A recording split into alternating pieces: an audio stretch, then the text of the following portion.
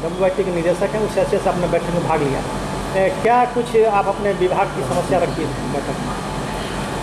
देखिए, actually WIT में जो कोर्स चलता है वो BTech का चलता है, जो 4 साल का है, 8 सेमेस्टर का। तो इशू ये था कि विश्वविद्यालय में जो PG के कोर्सेज चलते हैं जो 4 सेमेस्टर के हैं, तो उनके लिए जो ग्रेडिंग सिस्टम शुरू की गई और WIT में जो पहले से ग्रेडिंग सिस्टम चल रही थी, तो उसमें केवल एक पॉइंट का अंतर था। तो विश्वविद्यालय में इस बात की ज़रूरत महसूस की गई कि चाहे PG हो चाहे BTech हो, सभी जगह समान रूप से एक ही प्रकार का ग्रेडिंग सिस्टम होना चाहिए। तो पूर्व से चला आ रहा ग्रेडिंग सिस्टम और जो नया लागू किया गया ग्रेडिंग सिस्टम है, इनमें केवल मात्र एक पॉइंट का अंतर था। उस पॉइंट के अंतर को आज अप्रूव कर दिया गया। कई बिंदु थे जिसमें खास करके WIT के फर्स्ट सेमेस्टर 17-21 के बच्चों का जो है परीक्षाफल लंबित है, उस पर विचार किया गया। उसके प्रकाशन को लेकर आशा करता हूं कि कल उसका परीक्षाफल का प्रकाशन हो जाए देर तक।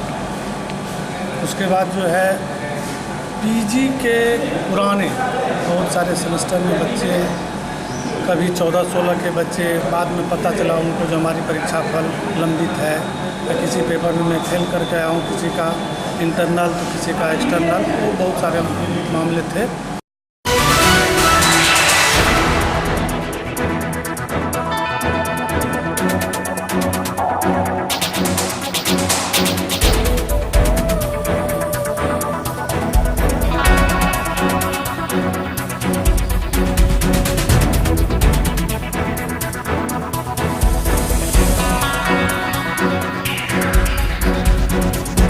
टाउन की तरफ से वर्ल्ड रेबिस डे के ऊपर जागरूकता अभियान हम लोगों ने सेंट्रल सेकेंडरी स्कूल में बच्चों के सामने आयोजित किया है। और इसकी हमारी संयोजिका नीला रानी सिंह, लायन रजनी कुमारी, ये दोनों हैं। इन्होंने भी विस्तृत रूप से इस दिवस के उपयोगिता पर और जागरूकता पर अपने बातें रखी थी। मुख्य रूप से हमारे आज वक्ता इस विषय पर, क्योंकि वो चाइल्ड स्पेशलिस्ट भी हैं, हमारे लायंस क्लब के सदस्य भी हैं, हमारे लायंस क्लब के हेल्थ के चेयरमैन भी हैं लायन डॉक्टर उत्सव। उन्होंने बच्चों को बहुत ही विस्तृत रूप से इसकी सारी डिजीज़ कैसे होती है, क्या अवेयरनेस रखना है, उसको उन्होंने विस्तृत जानकारी दी है। इसका उद्देश्य यही है कि हम लोग लायंस क्लब ऑफ दरभंगा की तरफ से 28 सितंबर को rabies day, world rabies day मनाया जाता है। तो चूँकि 5 साल से 15 साल के बच्चों के बीच ये रोग होने का ज़्यादा चांसेस रहता है, क्योंकि वो बच्चे जो है अवगत नहीं होते हैं कि उन्हें कब कुत्ते ने या किसी जानवर ने काटा, खरोंच लगाया, और वो डर से अपने माँ बाप को, पेरेंट्स को ये भी नहीं बताते हैं कि मुझे काटा है, तो वो पेरेंट्स उस पर ध्यान नहीं देते हैं। तो इन लोगों को रेबीज होने का ज़्यादा खतरा रहता है, इसलिए हम लोग स्कूल के बच्चों के बीच जागरूकता फैलाने के लिए। क्या नाम हुआ? नीला रानी सिंह। लायंस क्लब की तरफ से आए हैं सेंट्रल सेकेंडरी स्कूल के बच्चों को ये अवेयर करवाने कि रेबीज़ को हल्के में ना लें। ये बहुत ही खतरनाक डिजीज़ है, इससे मर भी सकते हैं, और यूजुअली ये 5 से 15 साल के बच्चों में ज़्यादा होने के चांसेस होते हैं। तो हमने यहाँ स्कूल इसलिए चुना है कि यहाँ यूजुअली 5 से 15 साल के बच्चे हैं, और हमने इन्हें अवेयर किया है, और ये हर जगह इस मैसेज को कन्वे करेंगे, हर जगह सबको जागरूक करेंगे कि रेबीज़ को ईजिली ना लें। It's a very dangerous disease. Cure and just cure. Immediately doctor के पास जाएं, कुत्ते बिल्लियों के काटने को हल्के में ना लें। मेरा नाम स्नेहा है और मैं 8th क्लास की हूँ। जैसा कि मतलब हम लोग जानते हैं कि ये रेबीज़ जो है ये बहुत ही ज़्यादा कम्युनिकेबल डिजीज़ है और बहुत ही ज़्यादा इन्फेक्शियस डिजीज़ है। तो हमें इन सब से बच कर रहना चाहिए। और अगर हमें कभी कोई जानवर काट ले तो वहाँ जहाँ पर काटे हो उसको अच्छे से हम लोगों को पानी से धोना चाहिए और उस पर साबुन लगाना चाहिए।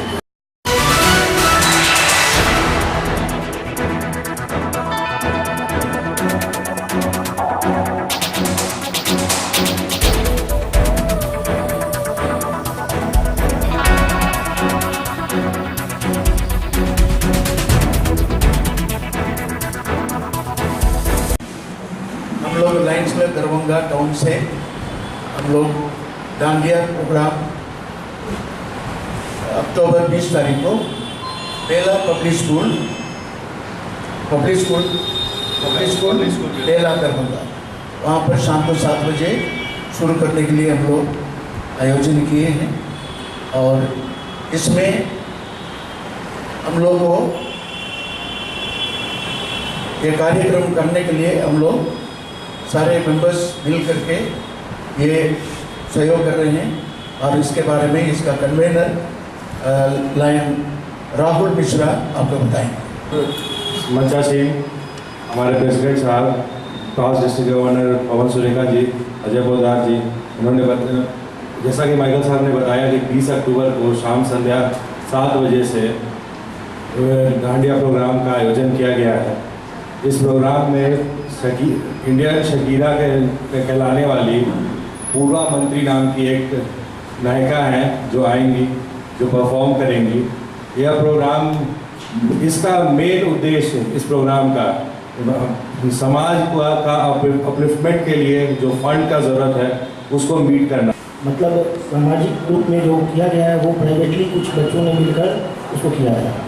ये पहली बार ऐसा डांडिया नाइट होने जा रहा है जो किसी संस्था के अंतर्गत, जो चैरिटी के ध्यान में रख के बना हुआ संस्था है। ऑलरेडी लायन क्लब का मोटो है वी सर्व, हमारा तो टोटल पर्पस ही सर्व का। बट आज कल के तनावपूर्ण ज़िंदगी में सब चाहते हैं चैरिटी भी करें, काम भी करें, तनाव कहीं ना कहीं आ ही जाता है। उस तनाव को मुक्त करने के लिए कुछ पल तो हो अपनों के लिए, अपनों के साथ, उसी बात को ध्यान में रखकर हम लोगों ने इस डांडिया नाइट का प्रोग्राम अरेंज किया है।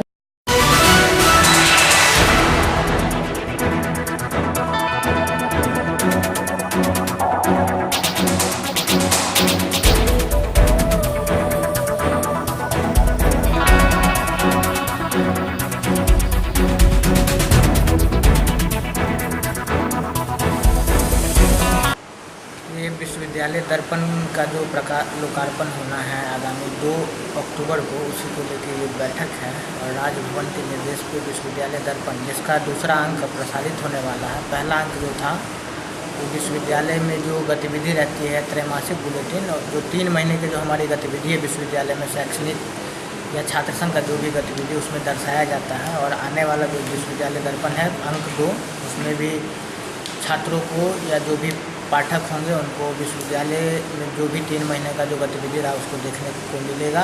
तो अच्छा है, गुरु जी चंद्रभानु प्रसाद सिंह सर, रतन चौधरी सर, इन लोगों के अथक प्रयास से इसका प्रसारण किया जाता है। इसको प्रिंट करवाया जाता है। बहुत अच्छा पढ़ने के बाद सब विद्यालय का त्रैमासिक बुलेटिन निकलता है विश्वविद्यालय दर्पण। उसके संपादक मंडल की आज बैठक हो रही है। ये इसका दूसरा अंक प्रकाशित होना है। इसका विमोचन आगामी 2 अक्टूबर को राष्ट्रपिता महात्मा गांधी की जयंती के अवसर पर होगा। और ये विश्वविद्यालय दर्पण मुख्यतः विश्वविद्यालय मुख्यालय की गतिविधियों पर केंद्रित है।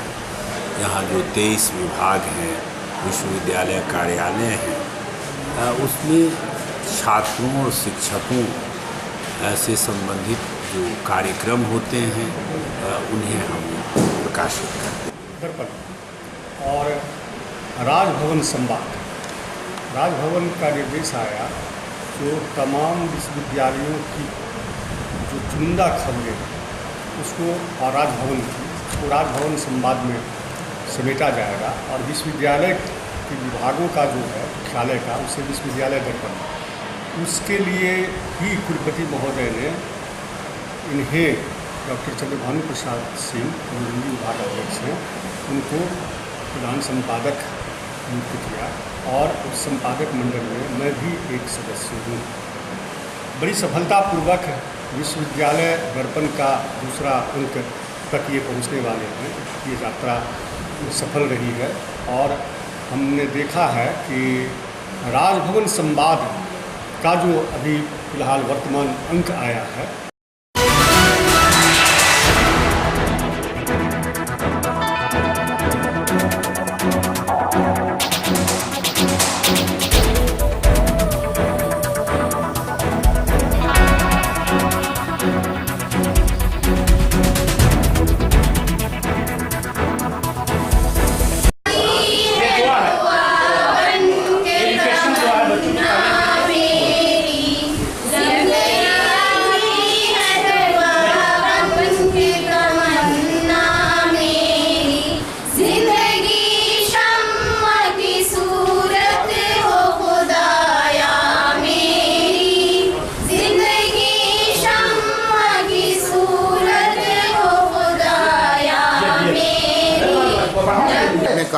कि प्राचीन एवं नवीन प्रवृत्तियाँ कविताओं की, तो उर्दू में कविताओं का सिलसिला खास करके बाद में शुरू हुआ है।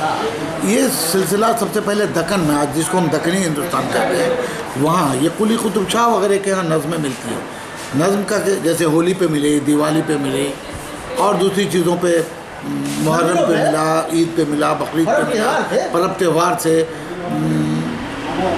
ये सिलसिला फिर आया उत्तरी भारत में। यहाँ नज़ीर अकबर आबादी आया। नज़ीर ने, आप लोगों ने नाम सुना होगा, नज़ीर आदमी नामा लिखा, कलयुग लिखा, कलयुग नहीं करजुग, यहाँ सब्जेक्टिव चीज़ें लिखी। कलयुग नहीं करजुग है, यहाँ दिन को दे रात ले, क्या खूब सौदा नकद है, इस रात दे उस रात ले। फिर ये सिलसिला चलता रहा। नज़मों को गज़ल के मुकाबले में वो दबी रही वो चीज़ें। इसके बाद जब अंग्रेज़ यहाँ आए तो अंग्रेज़ों के यहाँ पोएम्स की बड़ी अहमियत थी, क्योंकि वहाँ गज़ल जैसी कोई चीज़ नहीं थी। तो वहाँ जो चीज़ उभरी, जो चीज़ सामने आई, वो चीज़ें थी पोएम्स। और उसमें बड़े बड़े शेक्सपियर जैसे, मिल्टन जैसे, किट्स जैसे लोग पैदा हुए। तो यहाँ भी उन लोगों के आने के बाद कुछ नई चीज़ें आई, जैसे हमारे यहाँ नॉवेल राइटिंग नहीं थी, हमारे यहाँ शॉर्ट स्टोरीज़ नहीं थी। तो इस तरह की चीज़ें हमारे यहाँ कविताओं में भी शुरू हुई, नज़मों के लिखने का सिलसिला शुरू हुआ। एक कर्नल हॉलराइट अंग्रेज़ थे, उन्होंने अंजुमन पंजाब नाम की एक संस्था कायम की। वहाँ पर एक टॉपिक देके कहलाया जाता था। कदीम नज़में ऐसे शायरी और नस्र दो चीज़ है। तो पहले शायरी शुरू हुई है और मैंने कि नस्र जो है, जिसको पोइट्री नहीं बल्कि प्रोज कहते हैं, वो उर्दू में बाद में आई है। और उर्दू में नहीं, दुनिया की बेशतर ज़बानों में नस्र बाद में आई है। और जो ये नज़्म है या नज़मों के सिलसिले की चीज़ है, वो कविता के तौर पर, बोली के तौर पर, ये इसमें माहौल में कविता के तौर पर ये बनते बनते शेर होने लगा। और उसके बाद इसका कायदा हुआ तो ये चले आगे। उसके बाद फिर इसको डिस्ट्रीब्यूट किया गया कि सब्जेक्टिव जो चीज़ है, जिससे कुछ मिलता है, वो नज़में होती हैं। एक बात शुरू किया, उसको आखिर तक लाए। गज़लों में ऐसा नहीं है। गज़लों में एक शेर में एक बात कहते हैं, दूसरे में दूसरी बात, तीसरे में तीसरी बात, और समझने वाले भी उसके बड़े लोग होने चाहिए। लेकिन नज़्म एक ऐसी चीज़ है, और ये नज़्म बाद में इंसान के हवाले से बात की गई है, पहले तो जानवरों के हवाले से है। आप सुनते होंगे, देखा होगा। एक ये आइए मंसूर साहब।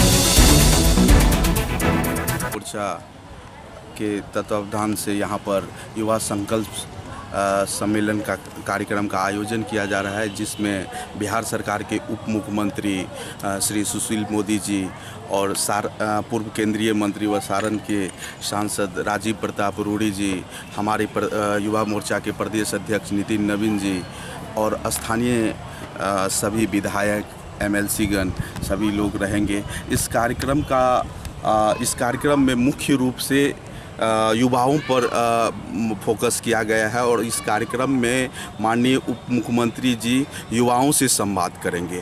दरभंगा के लिए ये क्षण ऐतिहासिक क्षण होगा जब युवा मोर्चा के बैनर तले उप मुख्यमंत्री जी आकर युवाओं को संबोधित करेंगे और डायरेक्ट युवाओं से सीधे तौर पर रूबरू होकर उनकी वो युवा भी अपने विचार वहाँ पर उप मुख्यमंत्री जी के सामने रख पाएंगे।